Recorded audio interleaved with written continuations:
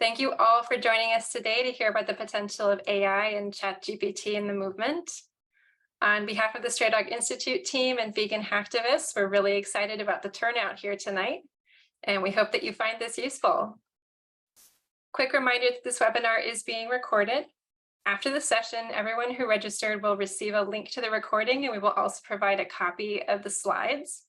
Each presenter is going to speak for between 15 and 20 minutes, and then we'll have some time at the end for questions and answers for both presenters. During the presentations, you can feel free to leave your questions in the chat as they occur to you. And although our time in the Q&A is limited, all questions will be answered. Questions that remain after the Q&A will be answered in written form when the recording and the slides are distributed. To keep everything moving smoothly, we ask that you please stay muted and ask your questions only within the chat. And if you do have any trouble with the tools, please send a direct message either to me or to Lauren Kohler of Stray Dog Institute, and we'll do our best to help. And with that, on to the presentations.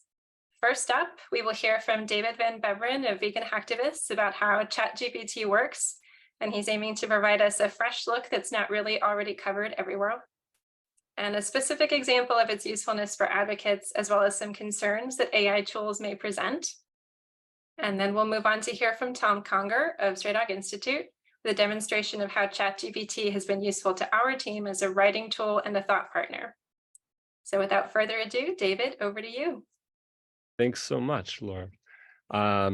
Yeah, thanks for the intro. I'm really excited to be co-hosting here with Stray Dog Institute and to talk about this exciting boom in AI technology, which is, came out of nowhere, it feels like. So yeah, let me see if I can share my screen real fast, and then I will get things going.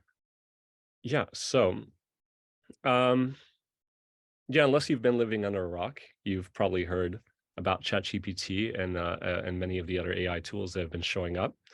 Now, there are a lot of different tools out there. We're just specifically going to go over ChatGPT since it seems to be the most popular one right now. And yeah, we'll go on from there. So yeah, before we begin, I want to talk a little bit about the general risks of AI. In that AI has the potential to really greatly impact the animal rights movement in a number of ways. But it's not just a powerful tool that can be used for good, but it can also be consequently used against us and our movement as well. So as excited as we are about what these tools can do for us, I guarantee you everybody else that's working against our best interests are also very excited about these tools. So I think it's safe to say that we should try to be on top of it and try to learn as much as possible and stay ahead of the curve, because AI has such a great potential to support us, but also to go against us. So on the screen here, you'll see some of the quick, general basic risks that are occurring from AI. I'm not going to go over each one because there's quite a bit to go over, but there is a really great article on 80,000 hours that I highly recommend you check out. It's quite a long article, but it's a really good one. And then there's also a talk. It's about 40 minutes long. It's also really fantastic. So if you are looking to really get the full picture of AI and what that entails and what those kind of risks are, I would definitely check that out.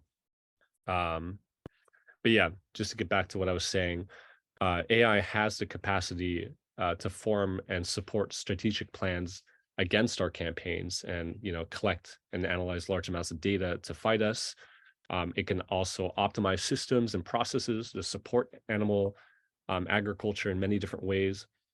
So again, I really recommend checking out those talks and kind of staying ahead of the curve. I guess since you're already here, you already are interested and you're already looking into staying ahead. So that's a great first step. So yeah, for those that don't know what ChatGPT is, it's basically an advanced language model that's been developed by OpenAI. OpenAI has a bunch of different tools as well. This is not their first one, but this is their largest one by far.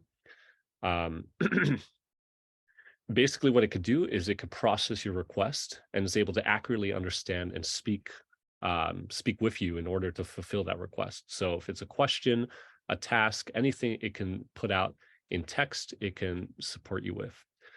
It could be supportive for customer services, technical support, content creation, data analysis. It can be applied to pretty much any field, not just ours, but healthcare, education, finance. Um, Here are some basic example usages. Um, so keep in mind these slides will be available after this call or after this webinar, but here are just some quick things that you can do with it. Um, I highly encourage, if you haven't already, to sign up for ChatGPT, to give it a roll. You'll be quite amazed with what it can actually do. Um, and it can very much optimize your workflow. Um, and if used properly, it'll also increase the impact of your work and save you a ton of administrative time. Um, if you haven't seen what ChatGPT can do, that probably doesn't sound very motivating. You're probably not sure what that kind of looks like. It sounds like some like magical thing that's just going to save time and increase your impact out of nowhere. But it really is one of the uh, most game-changing tools that's come out since the internet in the last 20 years. So I'm not playing it down. Definitely take a look and see what it can do for you and your work in the movement.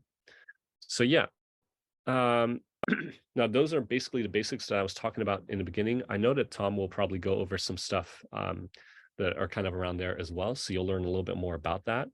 And again, if you sign up, you'll be able to play around with it too, and I'll show you what that looks like very soon.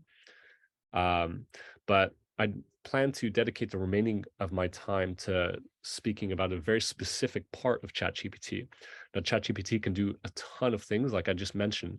Um, and you could probably find a lot of those things out on YouTube already. There's like thousands of videos on YouTube of people running over ChatGPT. So I didn't really want to go over the same stuff that you're probably going to be able to find on YouTube anyways. Um, what I'd rather go over is this very specific function of ChatGPT called role playing.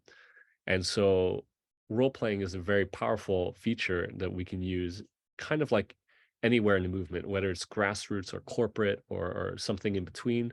It's actually really, really useful. Um, so I'm going to go over 3 role-playing scenarios with ChatGPT that could be useful to you. And even if it's not as useful to you, you'll be able to see the kind of power that ChatGPT has, and you'll be able to explore other ways you can use it for your work. So it's just a great example of the kind of technology that's occurring here.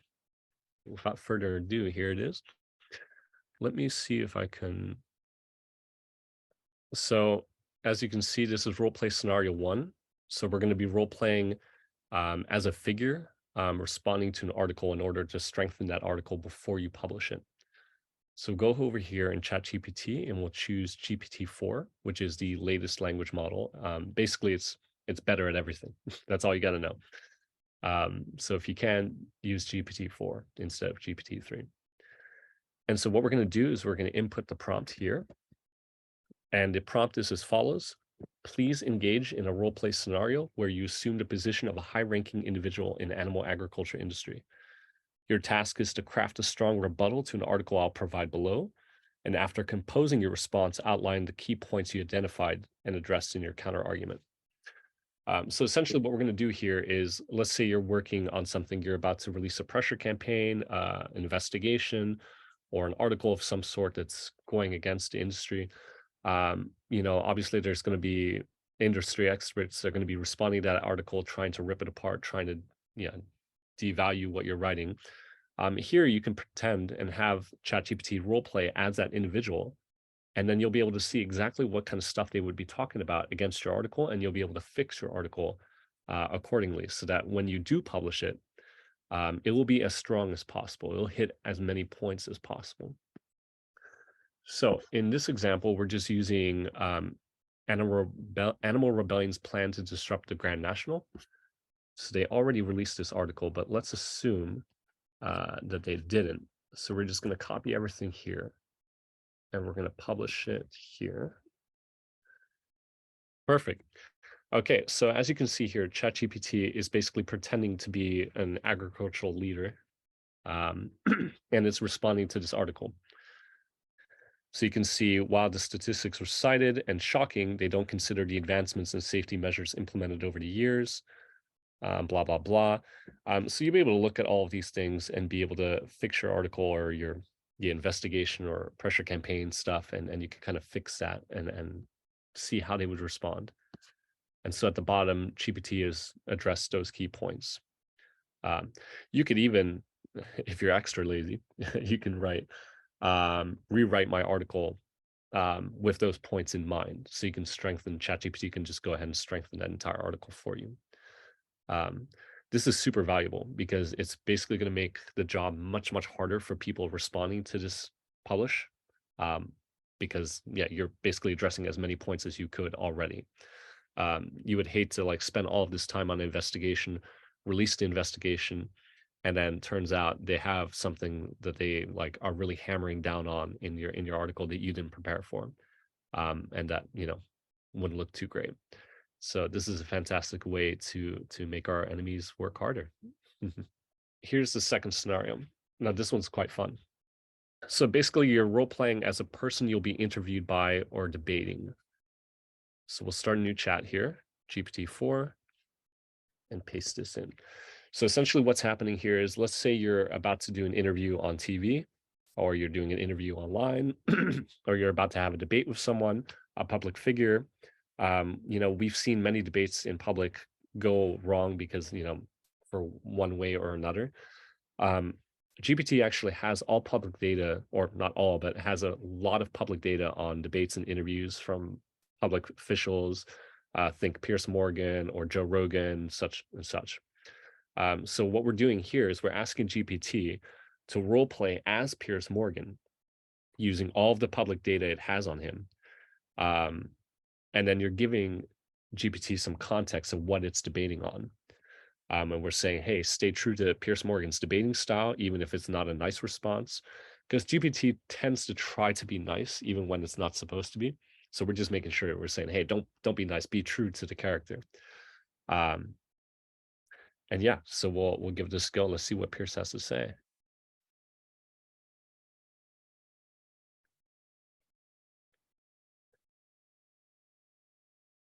So he's not too happy. um, now, this is going to help you really prepare for these debates and these interviews. You're basically having a mock interview with, Pierce Morgan right here. But this could be any public figure, any debater that has any information on the internet. GPT will do its best to pull that data and be able to respond to that. You can also, even if GPT doesn't have that much data on the person you're about to have a debate or interview with, you can provide it as much data as possible about their personality and such, and still have a really good test run here. So we're just going to respond to Pierce and say, let's see, horses here are abused and should be let free. This is a terrible response. Listen, I'm not interviewing or debating anyone, but let's just say that we do this. There you go. Now it's talking about the British Horse Racing Authority has strict rules in place, accusing professionals that dedicated their life. So you can see this is pretty much exactly how Pierce would respond to, which is in my world, this is really fascinating because it feels like I'm truly having a conversation with Pierce Morgan. I'm truly having a debate, and he's truly responding as you would. So let's just do a funny response here. He loves to talk.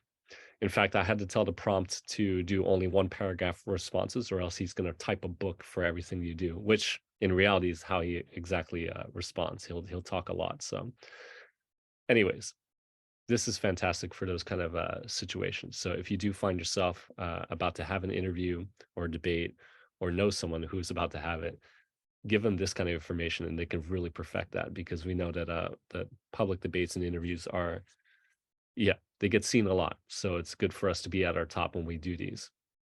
And unfortunately, like, not all of us are good at interviews and debates either. Some of us just end up being on TV because we were there in the right moment, or we happen to have um, some kind of event that occurred that caused us to go there. So, okay. And then we'll go to the last role playing scenario. which I think is probably going to be the most relevant to everyone here. So essentially here, we're going to role play as a donor or fundraiser who's considering a significant contribution to your organization. So we're basically saying to ChatGPT, hey, you're going to be a donor. You're going to be really harsh. You're going to be asking us about our effectiveness, our mission, and really digging into why you should be donating to our organization. So if you work in fundraising, or you're an ED, or you just in general talk to donors, this is going to be a great way for you to actually prepare for those hard questions. And particularly, improve your organization as well if these questions are valid. Okay, here it goes. So can you please provide a brief overview of the animal rights organization mission and its primary activities or programs? So let's just start by saying currently care for animals that escaped factory farms. There we go. So you can see it's not just pumping out one question after another. It's actually trying to come up with a question relevant to the last information that you gave, as a real donor would. So instead of saying, how much money do you make? What's your mission? How have you achieved this? Blah, blah, blah. It's actually following up on these questions. So for example, let's just say this is a real donor. This is how they would respond if you say something like, I'd rather not answer this question. I'm too tired.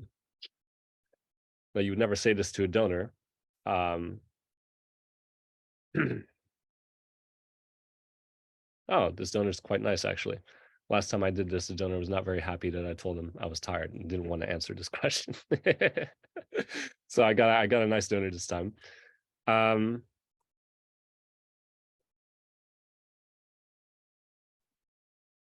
Okay, can you tell me more about your organization's funding? Where does the majority of your current funding come from, and how is it distributed to support your operation? This is a question I've gotten plenty of times from donors. Let's just say that 10% goes to operations, 90% or 80% goes to salaries, and 10% goes to Netflix. Let's see if it picks up on that. Did not like the Netflix one. So that's obviously a very extreme example of it picking something up, but it will pick up subtle things as well. Clearly, it's not happy that we're spending 10% of our organization's expenses on Netflix. So we're really going to have to justify this. And then afterwards, it will go back to the operations. It will go back to salaries. It will mention that the salaries are maybe higher than average, and they'll want to justify that as well. So if you really want really want to be thorough with this, you'll see how ChatGPT can really help you prepare for these calls. And also, maybe you are spending 10% on Netflix, and now ChatGPT is helping you actually not do that anymore because you realize that this is not a good thing to be doing. So yeah. And I think that is going to be it for me for now. Again, there's so many more things that you could do with ChatGPT, and we don't have much time. So I think I'm already at the 20-minute mark. But as you can see, there's a lot of really cool stuff just in this role-playing situation where you can really improve your activism and just, really become more efficient. So yeah, I hope everybody enjoyed that. David, thank you very much. I appreciate that. The Pierce Morgan interview was spot on, and it doesn't surprise me that you actually had to limit it to a couple of paragraphs. I also appreciate very much that you did role play. I haven't seen a lot of YouTube videos or articles about role play and what that looks like. And also thank you very much for being brave enough to use ChatGPT in real time. I chickened out. I thought I would do it the same thing, but I was a little afraid I wouldn't be able to come up with adequate prompts and responses in real time. So I appreciate you doing that. Let me share my screen, and we'll talk a little bit about what we're doing at Straight Dog Institute with ChatGPT. I'll go sometimes higher level, and then drop down to some specific tips that you can use and tools that you can use. So we tend to engage with ChatGPT in 3 different ways, and these roles are really arbitrary in practice. It's probably serving all 3, but weighted more heavily in one over the other. So first is being a thought partner for us, and those kinds of exchanges really, there's lots of back and forth. There's ideas that we would share with GPT. ChatGPT would evaluate those ideas and provide feedback for us. So those exchanges are lengthy. They take advantage of a full conversation. It's not, one question, get an answer, and then leave. It's a lot of back and forth. The second role is asking GPT to serve as an expert, provide some professional guidance. I think this one comes closest to resembling how you might use Google or another search engine to ask a question and to depend on Google to be an expert, or at least to point you in the right direction to get to an expert. And then the third area is around research and writing. This is where you're actually trying to use ChatGPT to create a written product for you. And so it's choosing a topic and telling it what to write and what style to write, but you have in mind that you want it to produce some type of deliverable. What I'd like to do with the time that I have with you is to just provide specific examples of how we've used it at Stray Dog Institute, give you a little bit of background and tips on how we did that, and then hopefully that will inspire you to use ChatGPT for similar functions, or in a way that would serve you in your nonprofit. I certainly realize that what we do at Stray Dog Institute isn't necessarily mirrored by all of you that are in attendance today. So let's start with ChatGPT being a thought partner and a creative collaborator. And I want to provide 2 examples. In the first example, I've been thinking for several years now, every time I see a commercial that's not for meat, but it's incidentally promoting meat, it just irritates me. There's no reason to be promoting, meat if you're selling dentures or you're selling a car. So I wanted to figure out a way that we could start a campaign that would work with advertising companies to have them advertise more responsibly. And again, I've been thinking about it for years, but never taking any action on it. So I used ChatGPT as a thought partner, and I said, hey, this is the problem. This is a campaign that I'm envisioning. Can you give me ideas from other ways that I might approach this? Gave me a list of 10 other alternatives, some of which were actually better than what I was thinking about. I then said, how can I choose among these different campaigns? What are the merits of the various campaigns? What's the criteria that I should use? So it, through back and forth, was able to get us to a point where we had criteria for evaluating the campaigns that it had suggested. I then used that criteria to ask GPT to rate and rank them, and to explain why it made the choices that it did. Again, it was very helpful as a thought partner to be able to have it explain its logic. And then once we came up with a winner, I said, I'd like you to create a work plan for me and a timeline. And it did that. And then I could take it part by part and say, basically expand this, expand that. And I had something that was a written deliverable that I could then begin to share with others and socialize the idea and to get some input on it. Had it not been for ChatGPT, I think that idea would still have been just rattling around in my head, and I wouldn't have been taking any action on it. The same is true in actually being able to let go of ideas. There's some other campaign ideas that I've thought about. I brainstormed them with ChatGPT, and in the end, I decided, I almost said we decided, with ChatGPT that there were better things that we could do with, our time and resources. So it actually enabled me to let go of some things to create, more bandwidth to talk about other ideas. Another example of where ChatGPT has been a good thought partner for us is around communication and messaging strategies. We've it's not our wheelhouse, but we've become more involved with some nonprofits who are working on public engagement and different communication campaigns. We felt like, we weren't as well versed as we would like to be. So we actually used ChatGPT as a way of helping us to better understand the audiences that we were trying to reach. And this is just an example of the prompts that were used that we walk through. What motivates the farmed animal advocacy movement? What are the motivations of those who are opposed to farmed animal advocacy? Compare and contrast those motivations. Are there different sets of motivations in the global South? And then eventually I got to the point where I said, what are 8 to 12 topics for which I could compare the perspectives of farmed animal advocates and their opponents? And I'd like you to consider how you would incorporate the different motivations above for each. So I wanted to highlight this prompt because I'm actually asking ChatGPT to make sure that it incorporates earlier parts of the conversation. It often does that by default, but I wanted to be explicit about that. I often will ask ChatGPT to make recommendations for additional topics and whether we should stop here. In this particular case, it suggested 4 more, which I accepted.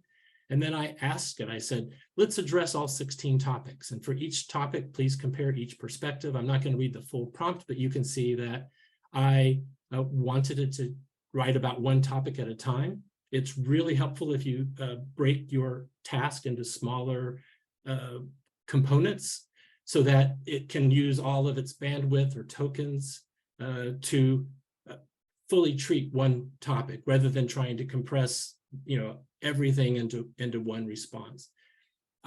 I always specify the style. In fact, I think a lot of complaints about ChatGPT's writing style comes from users or from copy that has not been tweaked in any way. You just accept whatever the default format is. So what comes closest to the writing style for Stray Dog Institute is The Guardian. Others might choose USA Today or Washington Post or The Economist or New York Times. There's lots of non-English publications that are available as well that are part of its training set that you could use as well. And of course, as David has pointed out, you can use celebrities, high-profile journalists. You can even use other groups. So write in the style of Mercy for Animals or the Humane League or Factory Farming Awareness Coalition. And then the other thing that I wanted to point out, and I hope this isn't too much detail, but it's helpful to periodically remind ChatGPT about the conversation, about style. In this particular case, I'm actually providing all of the 16 topics as part of this prompt, so that it is answering it in the context of all of these. If you don't do that every 5 or 6 prompts, there's a tendency for it to sort of go off the rails and forget that it's working on 16 topics that have already been predetermined. Another example of using ChatGPT as a thought partner is around our vision statement. Stray Dog Institute had a strategic refresh recently.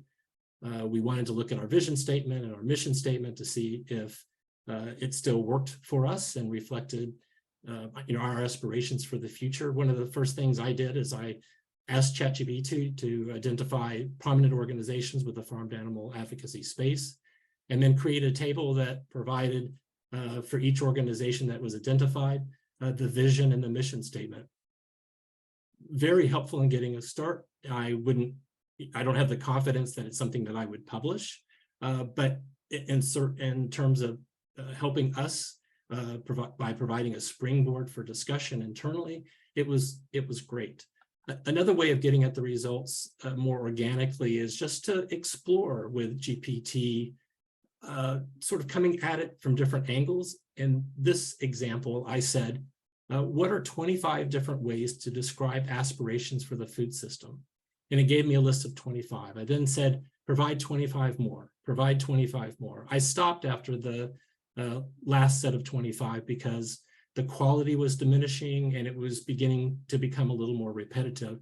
Had the quality been good and the ideas were new, I would have kept going. I tend to like using GPT to create very long lists and then going back and asking it to synthesize the results or categorize or segment them, I feel more confident in the results that I get rather than just saying from the very beginning, what are the most prevalent values expressed in vision statements. So once I had the different ways of describing aspirations, I had identified the 5 most prevalent values. I then said, incorporate these 5 values in a vision statement and provide me with 10 options. I used that as a way of coming up with my own version of one of the options and asked ChatGPT what it thought about it.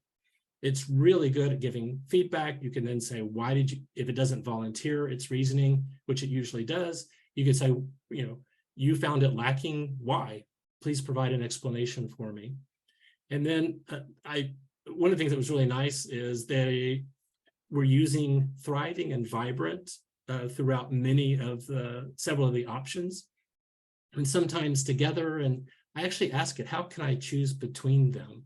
And it really did a great job of providing me the reasoning. It wasn't just, here's the definition of thriving, here's the definition of vibrant, pick the one that's resonates with you.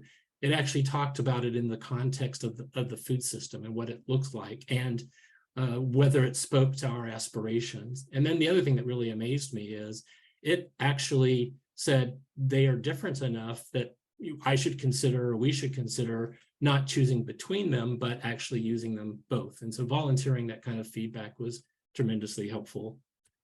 The second role that ChatGPT has played for us is being an expert for us. Again, I'm just going to provide some examples of ways that we found it useful, and just to encourage you to to see what GPT can do for you as you're trying to learn more, looking for guidance, exploring different ideas. So lots of our nonprofits are actively engaged in the Farm Bill right now. We don't do any direct lobbying ourselves, but we all wanted to understand the Farm Bill better and understand what our nonprofit partners were trying to accomplish and do.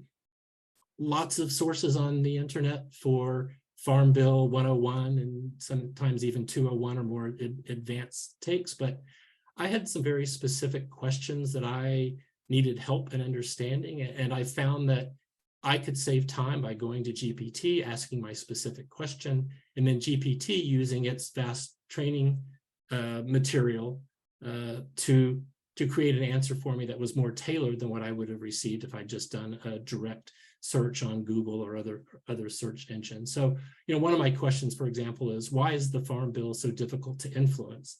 And it really gave me what I felt like was insider knowledge about the Farm Bill. And that's helped us as we're talking to nonprofit partners about their activities, the struggles that they face and why it's difficult, and why sometimes even these small victories around the Farm Bill are worth celebrating. The other tip I will share is you can ask ChatGPT about what questions you should be asking. So what questions should I ask about the Farm Bill if I'm new to the Farm Bill, if I'm an experienced lobbyist, if I'm a farmed animal advocate, if I'm, fill in the blank, and it'll actually come up with a list of questions. And then, David might call it lazy, but I call it efficient. You could then say, please answer those questions for me. So it works out really well. Another tip is to ask it to create a glossary. So I'm interested in writing a report. This is your prompt for ChatGPT on the Farm Bill.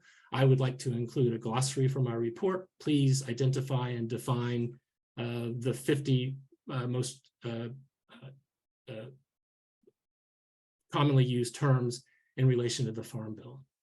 And you have this wonderful glossary that's made available for you. The more detail you can be in the request, the more tailored the response is.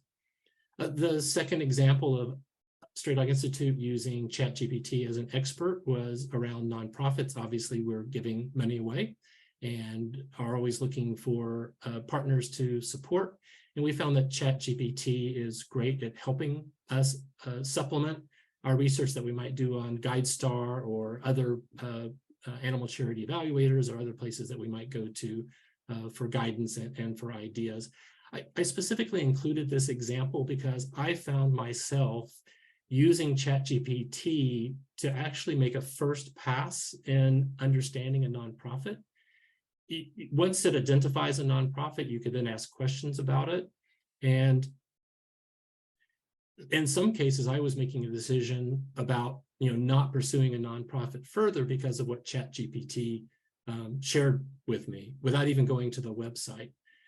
This got even sort of, if that's a bad thing, it got even worse with Bing AI, which allows you to use Bing as a search engine and use ChatGPT as a way of helping you structure the prompts or the search terms, and then also to summarize the results. So I did a test for Stray Dog Institute. Tell me about the writing style of Stray Dog Institute. What does Stray Dog Institute believe in? I thought that it would simply, cut and paste some relevant material. It didn't. It actually synthesized some of our content. It analyzed our blog post to give our point of view on the food system. And so it was very interesting that it did it in such a way that it made me think that as nonprofits, we're all going to have to be concerned about what GPT or other AI tool thinks about us, and maybe even redesigning our websites in such a way that GPT presents us in the way that we want to be presented. Third example is general guidance. We are the philanthropic advisor to Glasswell Syndicate, which is a trade association, a membership organization of investors in the plant-based food system. We taught a class or seminar on theory of change and how investors can also invest philanthropic dollars, and that they should have a clear understanding of their theory of change. We not only were able to produce a description of theory of change that was tailored to funders and investors rather than to nonprofits, but we could also use ChatGPT to help us refine the theory of change for the funders that we're interested in exploring this further. So you can ask, what are the implicit assumptions that are being made in this theory of change? What are the vulnerabilities? So the third area, and this is probably where we end up doing spend the most of our time, is in research and writing. We've all talked about blog posts that can be written, but there's also reports.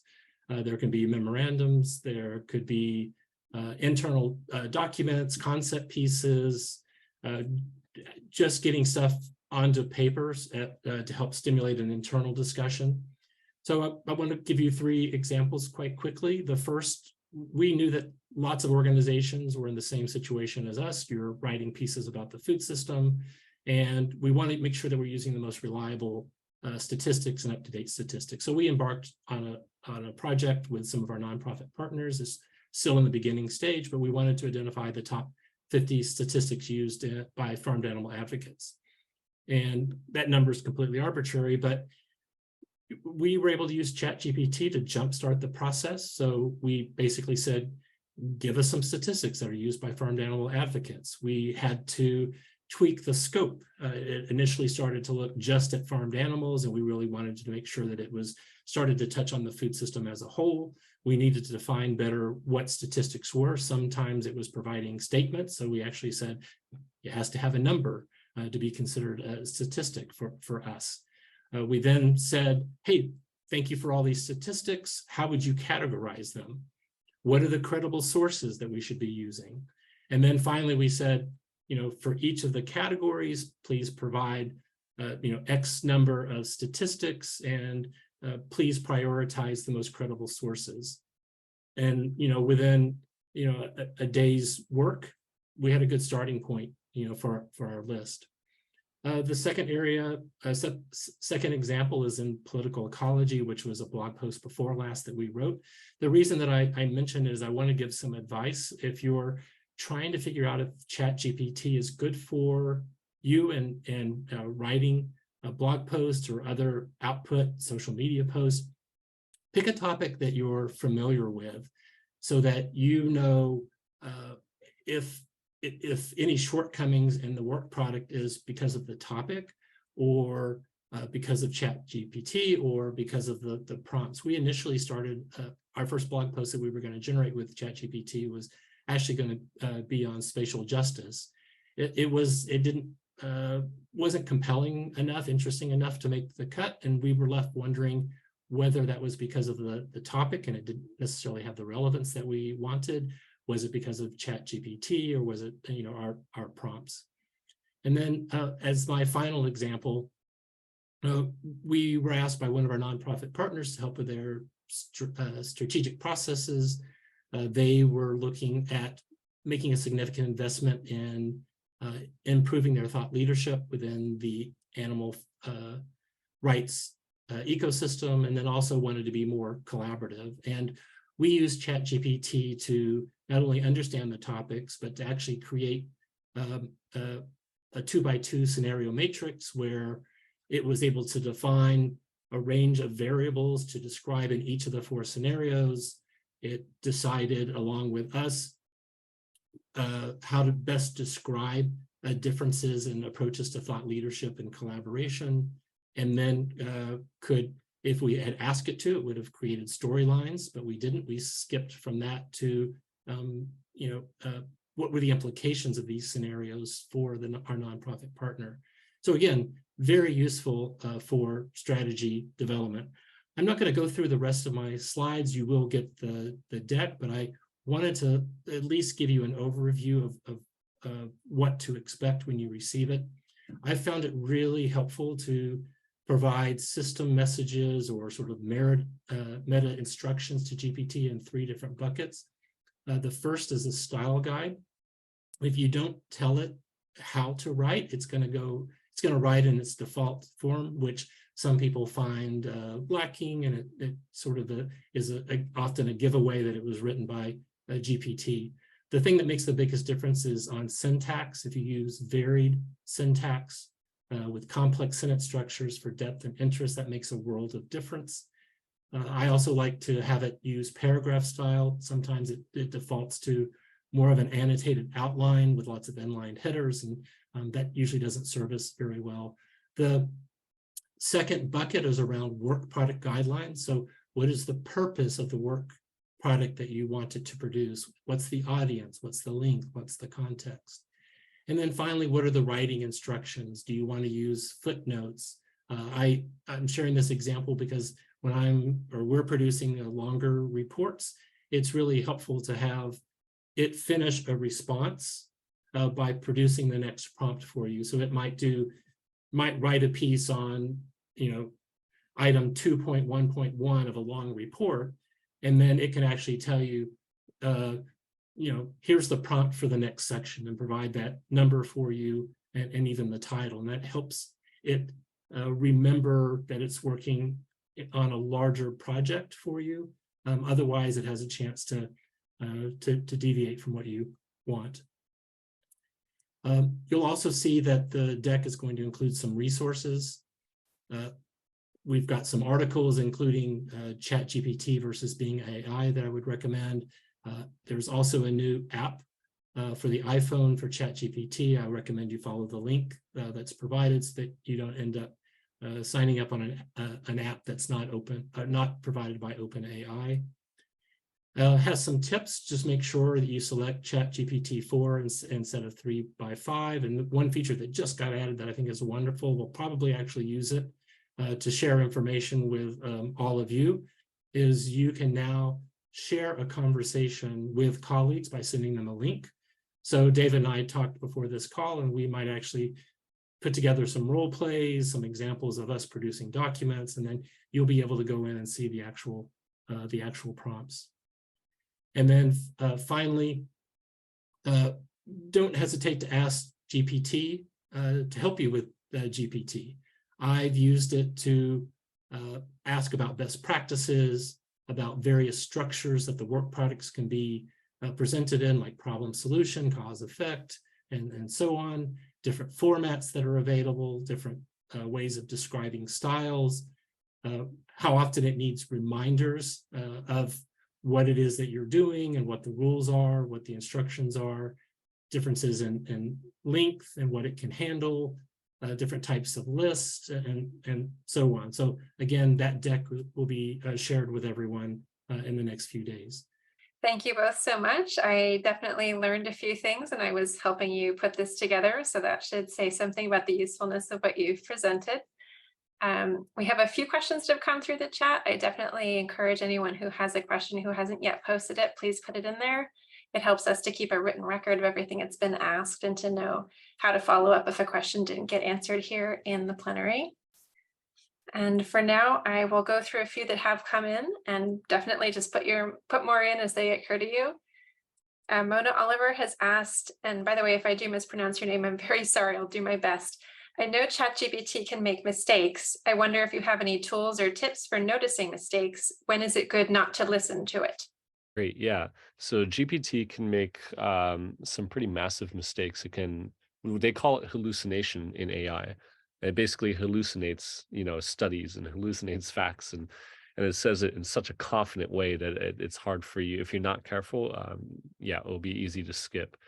So some ways to avoid that is sometimes just even asking ChatGPT if that's a real study or if that's a real thing or if it just made it up. That's not a surefire way, but sometimes ChatGPT will admit that it just totally made it up. So that's your first line of defense. It's just asking, is this fake? Is this real? Um, the second is, using more traditional Google search engines or research libraries and such, and looking for, just confirming that whatever you got is real.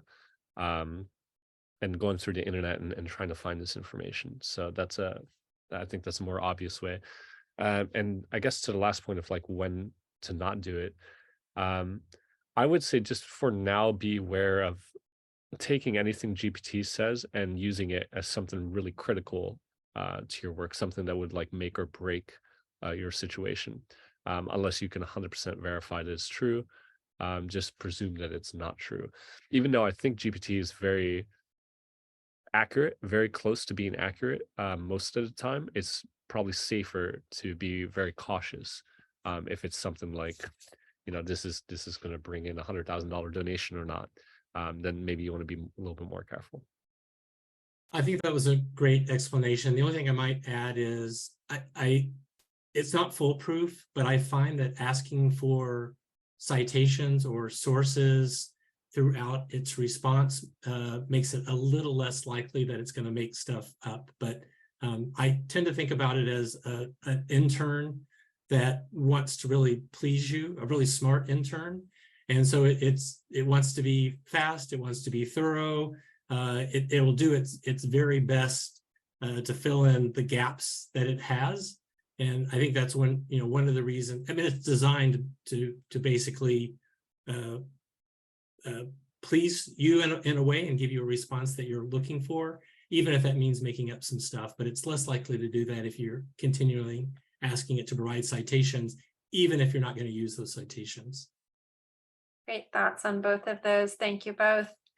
Rachel Mason asks, if you're not already going to cover this, I'd love to see a couple of examples of data gathering or reporting and predictive modeling, which were in the basic tasks list. Maybe you want to take this one? Yeah, I would just say that if we could go over everything that we could, this would go over 10 hours easy. So we kind of had to pick what was most useful to us, at least right now. But I know that YouTube is blowing up with these kind of things. There's a whole community on YouTube of people figuring out exactly how to do that and to do it in the most efficient way possible. I do want to say that if you're working with data, large amounts of data and analysis, you'll want to use GPT-4 because GPT-4 is able to handle that much data input, where in GPT-3, there's basically a character limit and you're only going to be able to do so much with it. But yeah, would have loved to go over that too. It's also quite interesting. The other thing I just want to point out is ChatGPT, it's in beta still, but you can there are plugins that allow it to interface with third-party services. So you might tell ChatGPT you're interested in taking a vacation, and then it's working behind the scenes with Expedia to actually, to put in the request, to book the reservations, and it can do the same thing with data as well. There are, platforms that it can interface with to, to carry some of the weight of the work. It's not all within ChatGPT itself. And I would definitely encourage anyone, if you have a question that you're not sure if this is a place to ask or you just don't know, these two presenters are really expert with this tool as much as it's possible to be expert with something that's very new. And even if you have any concerns or worries about this might be a great chance to get those out there. If you have this question, I'm sure someone else on the call does as well. And in the meantime, a bit of a departure from what we've been thinking about so far, but here it is. We did receive the question if you have any particular tips for using ChatGPT to do general life stuff that maybe gets in the way of more important work, especially unpleasant things like helping you file your taxes or whatever. David, you want to go? Yeah, sure. Well, one of the most unpleasant things for me is email. So it does a great job in helping me respond to emails. So if there's an email that comes in, I just copy the entire email, tell ChatGPT to respond to it, and then I modify it based on what it should do. So that saves me a lot of time. But I guess that's not just life stuff. I guess that's also work stuff. Um, but yeah, I mean, you could use it in pretty much every department. So your taxes as well. I would be a little bit more careful with your taxes because again, you don't want it to hallucinate and have the IRS come up knocking at your door. But um, yeah, I'm certain that there are things there. For me, I just use it for general questions and inquiries. I'm not sure if it's saving me more time or if it's using up more of my time because I'm so interested in asking so many questions. Um, but yeah, I think that's it for me. One thing that is not widely available right now, but you can actually input images into ChatGPT. So you could show it a picture of ingredients that you have, for example, and it would be able to produce a recipe for something that you could prepare for dinner using the picture of what you have, in your pantry. So that would just be an example. There are others who've created 30-day diet plans, words of encouragement, motivation, meditation, journaling, just about anything that you can imagine it can be helpful with. In the meantime, another questions come in from Jonathan Tree, who asks, are there any plugins or integrations which can incorporate ChatGPT functions directly into email, Google Docs, or other software? Yeah, it's just a matter of time. There's, I think, even Bing AI, which works just within the Edge browser, if you're looking at your email within the browser, I think it can automatically read the email for you and then make a suggestion without having to do the cut and paste. But Microsoft, Google, almost all the applications are going to end up incorporating AI in one form or fashion. And there's already extensions on like the Google Chrome extension store that can incorporate that into your email and Google Docs as well. So it's all there. It'll definitely, like Tom said, is going to be more integrated sooner than later. If you don't mind, I'll ask a question of my own. I'm curious, and this is a question for either Tom or David. I'd like to know if there's a time that you've used ChatGPT and it's given you something you definitely didn't expect it to give you that was either really helpful or really unhelpful, and what was that like? I'll go first, David, just because it's an easy one for me. I will say it was helpful. I was in a situation in which I was surprised and disappointed by an outcome. And I was prepared to write an email and basically, complain and make my case. And I usually have this rule: if it's a little bit emotional, I'm going to sleep on it and then wait to send it. But I put it into ChatGPT and I said, explain the situation, and said, this is what I want to write.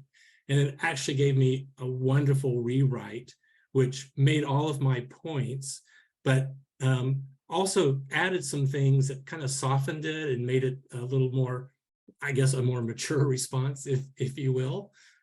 So I was really surprised at how well it was able to help me craft an email to manage a difficult situation. Yeah, and I think for me, I'll give a negative story. I was working on VH's budget, and we have a lot of numbers that we're trying to go through. because one particular donor needed our budget and needed to know what we were left to fundraise for. And I had accidentally included, I think, an extra $50,000 that wasn't supposed to be there.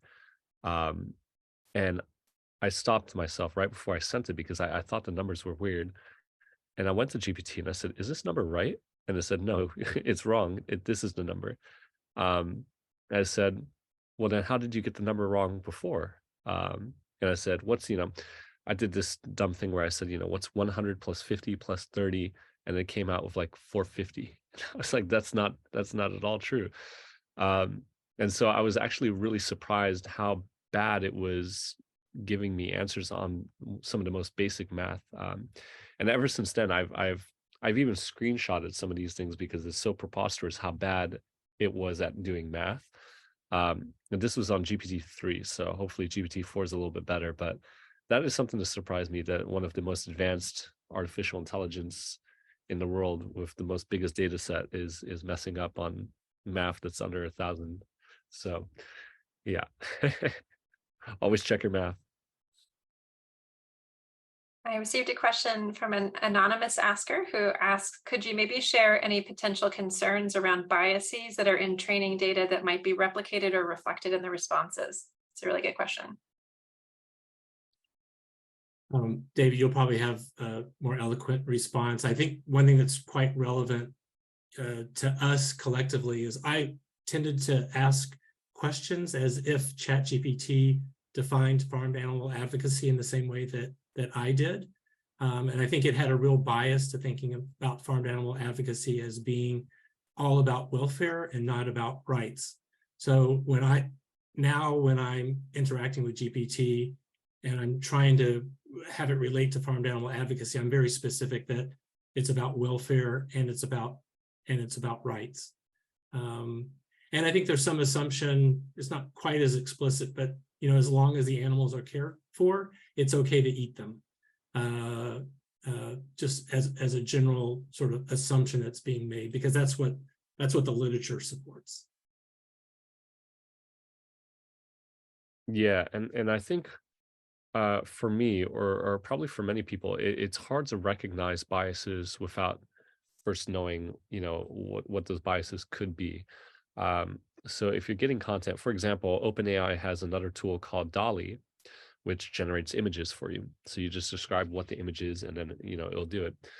So for example, if you tell DALL-E to paint a picture of some doctors surrounding a table, most of the time those doctors are going to be male.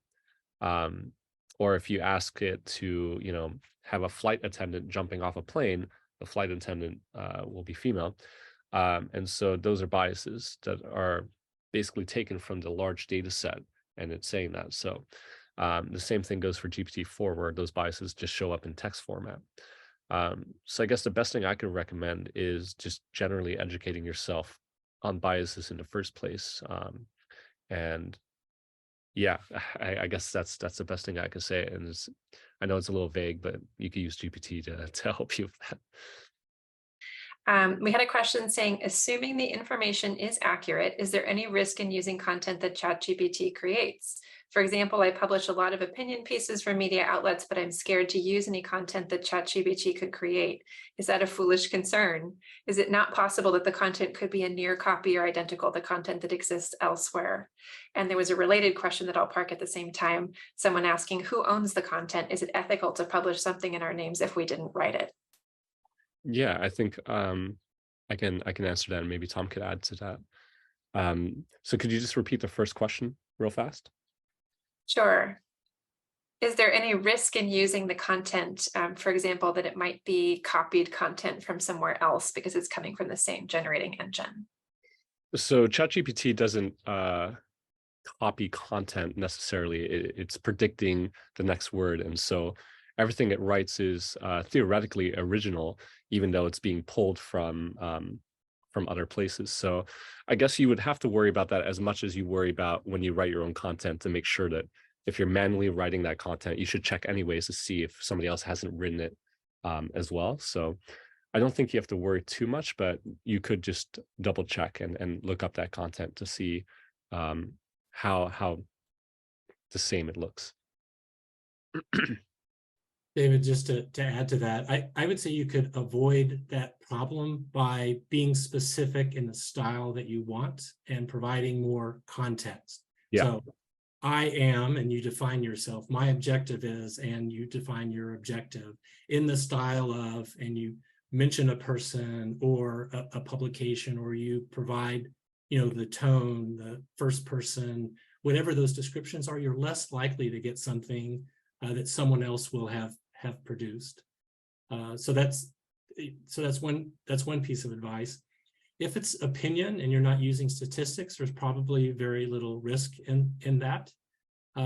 Whether it's ethical or not, it's tricky, and we're still trying to navigate that. If you were just asking questions and getting a response and then claiming that as your own, it's harder to see why you wouldn't want to do a shout out to GPT. But if you're setting up the problem and the context and providing lots of back and forth and maybe even making some edits, then I don't think you need to do a shout out to ChatGPT, because it's just really Grammarly on steroids. And ChatGPT has made it really clear this content doesn't belong to OpenAI. This is your content, do whatever you want. And it actually has a problem. It doesn't want you to say it was written by GPT, because it was written by GPT, but only because of your prompts. And so it's free to use. Yeah, and I would just say the more comprehensive your prompt is, the better quality prompt that you're going to get back, that's less likely to be more generic. I mean, essentially just what Tom said. A slightly related question. Someone says, I've played with ChatGPT 3.5, requesting write-ups, for example, in the style of the journal Nature, citing 10 academic references. In these instances in which ChatGPT might presumably succumb to cherry picking or misinterpreting complex academic articles, what's your sense of ChatGPT's ability to accurately unpack academic literature? I'll go first, and Laura, you might actually be in a great position to answer this question as well. I think it at times struggles to pick the best citation to support an argument. So it may find something that works, but it's not the best.